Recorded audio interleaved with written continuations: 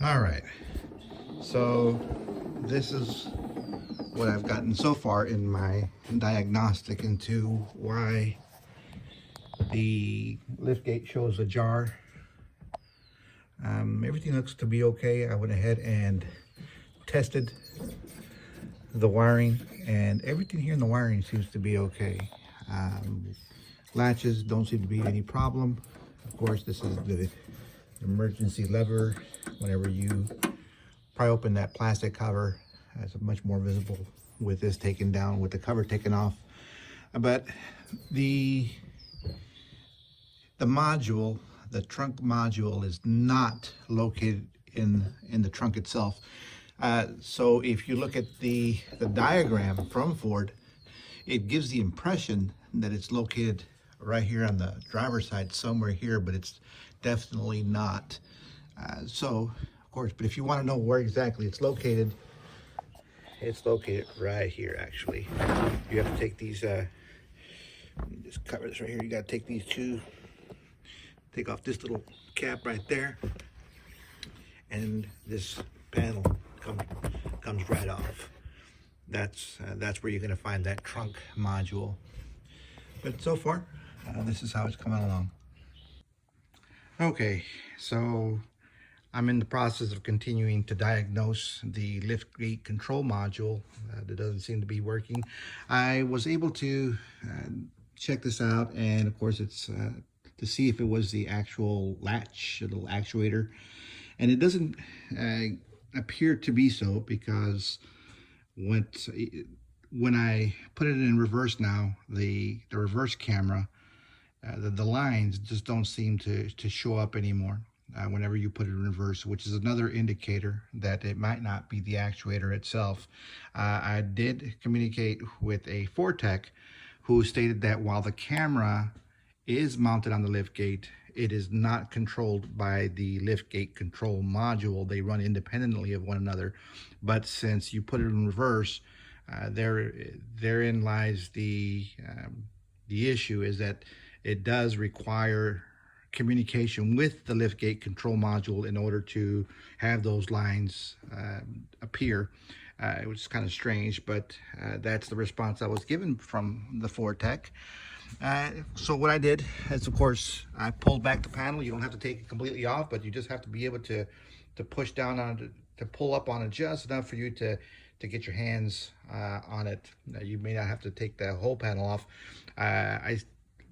It definitely fights you when you're trying to take it off. So I kind of gave up. I didn't want to break any plastics or struggle unnecessarily if I just need to get hold of some of the space that's needed. So I was able to pull it up without actually taking it out. And so far, this seems to be it. From what I'm seeing here, it's actually on the lower left side of the panel.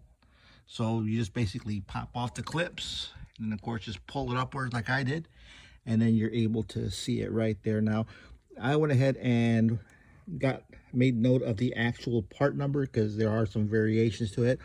Since I'm not experienced, I don't know if there's other part numbers related that would do the same job, but I don't want to take that chance.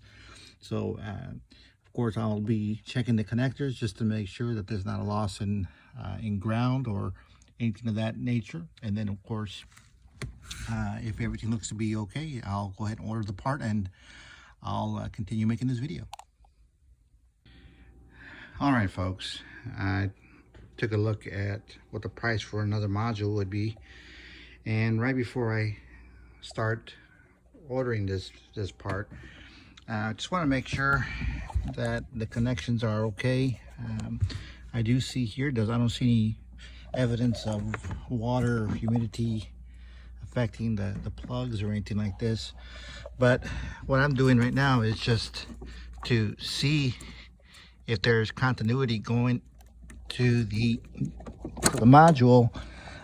I saw another post where someone was basically trying to reset it. The module wasn't located here. Rather, the way they reset it is they pulled the plug out for a few seconds and then re-plugged it in. I don't know if that works or not, but I am checking for signs of any type of shorts or anything that might have raised some flags. So what I'm doing right now is I'm just disconnecting it.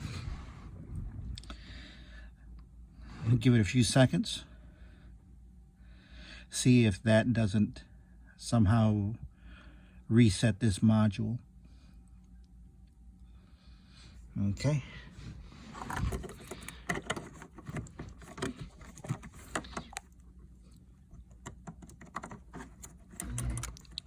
I heard a little bit of a buzzing sound. Looks like it was resetting itself. I don't know if that fixes it or not. But heck, I'm gonna try it. I'm gonna try to see if that was the problem. So, gonna pull it back in case it tries to go back on me.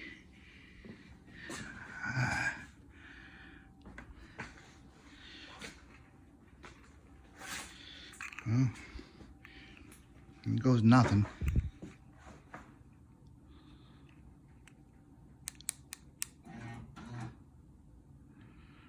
Oh, it's trying to.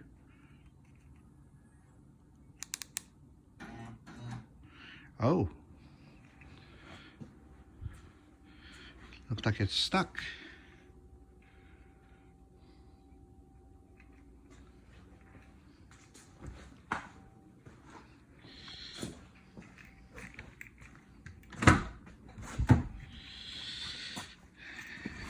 Let me see if it goes into reverse with the little lights.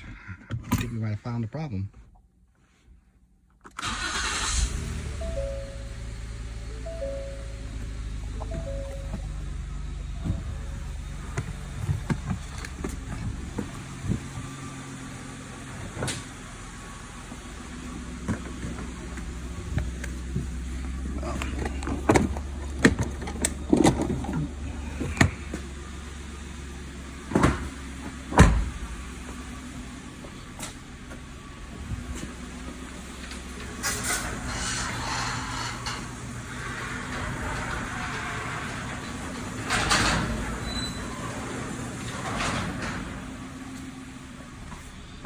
Right.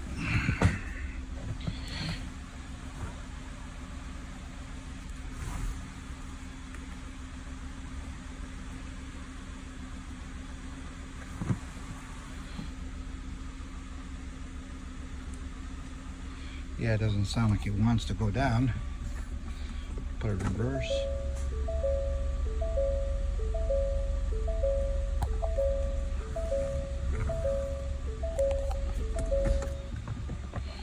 Let me see if I can shut off the lights. I'm shut off the.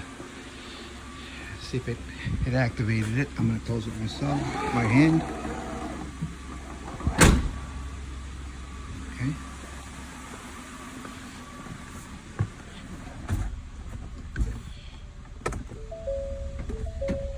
And lo and behold, the lines came back on, which I like. So, in conclusion, it appears that the actual piston that makes the door go up and down, it got stuck, and as a result, it caused the actuator to trip up. When I say actuator, I meant the module. So guys, it looks like that was the issue. It wasn't the power grate control module. It simply wasn't making communication because, well, it tripped up internally. But that buzzing sound I heard from that piston going up there, it looks to be the culprit. So looks like I might have bought the wrong, may have bought the wrong part if I didn't hear that sound coming from up here from that shock. I'm gonna order it and see what happens. All right, so right before ordering that piston there, it was in an upright position when I tried to push this to get it to closed, and as you can see in my previous video clip, while the tailgate was opened, I pressed the latch button and it still would not respond. So of course that led me to initially believe that the actuator, the piston was bad. But interestingly, I manually closed it, and then I said, well, let me just try it. I was gonna buy another part, but geez, saved myself from this one. So in summary, fellas, before you go buying parts, just make sure that it is indeed the part before you go buying stuff. I was fixing to do that myself, but as you can see, it was in the upright position when I reset it, and then it would not go down. Apparently the tailgate had to be completely down and in the lock position in order for it to completely reset itself. So